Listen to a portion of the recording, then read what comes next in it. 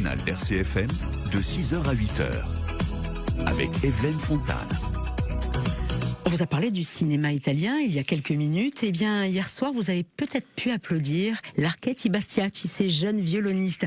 Ah, il y a du talent, il y a un super esprit dans cette équipe et je suis ravie d'accueillir celui qui les mène à la baguette. Enfin, vraiment gentiment. Raphaël Pierre est avec nous. Bonjour Raphaël. Evelyne, bonjour à tous.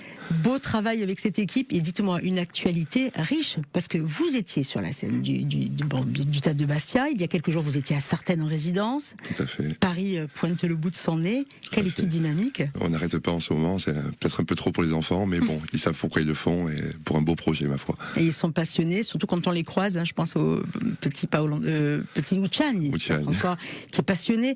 Combien sont-ils ? Alors ils sont une quinzaine. Quand le voyage prochain, nous sommes 15 et 16e c'est moi, l'accompagnateur à la guitare. D'accord. Voilà, 15 pas qu'enfants, parce que ça va de 12 ans jusqu'à 30 ans. Parce qu'on a aussi des semi-professionnels, voire des professionnels qui sont avec nous, issus de la classe de violon. Donc il y a pas toutes les générations, mais quand même, enfin, un grand panel, c'est vraiment sympathique. Il y avait une volonté avec vous de transmission de musique, de chansons traditionnelles revisitées, et une envie aussi de faire rayonner notre patrimoine. Tout à fait, c'est la culture en Corse, le violon très très présent. Comme je cite toujours le père de notre regretté Piero Guelfugi, qui jouait du violon, n'est-ce pas, et 4 violonneux à Serman, où est toujours cette tradition du violon en Corse, que j'ai découvert cette tradition en arrivant ici, et je constate que les enfants sont en demande de ce répertoire, se retrouvent sur ce répertoire, et donc je suis ravi de pas de leur transmettre, mais de partager ça avec eux, ouais. Il y a du bonheur dans cette équipe, je le disais, parce que souvent les morceaux sont aussi entraînants, il y a une joie, il y a quelque chose... C'est une recherche, ce côté musique festive, musique de rue, musique d'ambiance. Évidemment, la musique classique, c'est autre chose, c'est beaucoup plus sérieux, mais on recherchait ça, oui, tout à fait, ce côté festif, ouais. Et du coup, ça crée des liens. Vous allez partir bientôt à Paris ? Voilà, un gros projet que l'on mène depuis 6 mois déjà, je pense, avec les parents d'élèves et les élèves que j'ai fait travailler évidemment. Donc le projet de les amener à Paris. Au Salon de l'Agriculture ? Exactement, représenter la Corse sur le stand de la Corse. Donc c'est un challenge. C'est un challenge. Bon, ceci dit, ce qui fait le lien, c'est qu'ici nous avons l'habitude de jouer sur des marchés, sur des foires, le marché de Bastia, n'est-ce pas, entre vous avez à Morosaille aussi. Aussi, à Fort de Cervione, enfin, on aime ça. Et donc se retrouver sur les stands de là-bas à Paris pour représenter la Corse par le violon, c'est juste extraordinaire.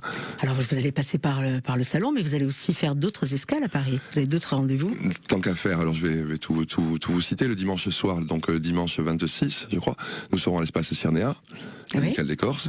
Le lendemain, toute la journée sur le salon. Le soir, nous serons au COSI, chez Olivier Andréani.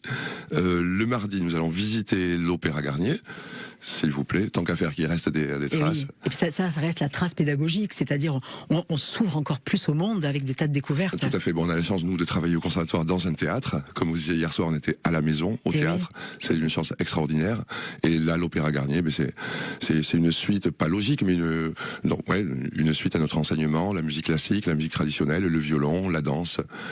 On est chez nous. Et la fierté pour ces jeunes de porter aussi cette culture. Tout à fait. Et le côté transgénérationnel, quand on voit ce week-end on était à Sartène en résidence, donc nous 3 jours, hein, 3 jours. Ouais, grosse opportunité à l'invitation de Jean-Marc Jonc au Centre d'art polyphonique. Donc 3 jours pour répéter, pour être sur place, c'était extraordinaire. Les enfants qui sortaient les violons à 11h le soir, alors qu'ils devaient se coucher, mais vraiment, bref, une émulation terrible. Et on s'est retrouvés sur Place à Porte, et voilà, et les vieux qui chantent avec nous, les enfants qui nous regardent et qui dansent. Pour moi, c'est ça la musique, oui. C'est merveilleux, ce sont de belles rencontres. Vous vous êtes réunis avec les parents, vous le disiez, en association aussi, il y a peu de temps. Tout à fait, il fallait structurer un peu la chose. Jusqu'à présent, c'était un peu itinérant, on va dire. Maintenant, voilà, c'est structuré parce qu'il fallait des assurances, il fallait des subventions, il fallait des concerts pour amener un petit peu d'argent pour faire ce gros voyage qui est pas une mince histoire quand même. Donc, nous sommes structurés en association, président, trésorier, secrétaire. Merci les parents d'élèves. Oui, une belle équipe derrière. Comment on fait pour vous rejoindre si on veut venir? Je vais taper à votre porte et dire voilà, moi l'aventure que vous menez avec l'Archetti Bastiacchi, voilà. Alors c'est l'avantage. Nous sommes certes issus du conservatoire pour la majorité des élèves, mais nous sommes aussi ouverts à tout violoniste, à tout violonneux capable de tenir ce répertoire qui est pas non plus très très difficile. Nous rejoindre, passerez par les réseaux sociaux. Page Facebook, Jean-Philippe l'Archet Ibastiach. Fido, il se fera un plaisir de vous répondre. Et puis il est réactif. Oh, tout à fait. Merci Raphaël d'avoir été avec nous ce matin. Puis vous les embrassez tous. Hein. J'embrasse tous mes élèves, évidemment, et tous les parents d'élèves, et puis que notre route continue longtemps. Et à très bientôt. On vous accueillera prochainement, certainement dans les locaux d'RCFM avec Christophe Zagalia, un grand musique. Merci à vous, merci. Plaisir.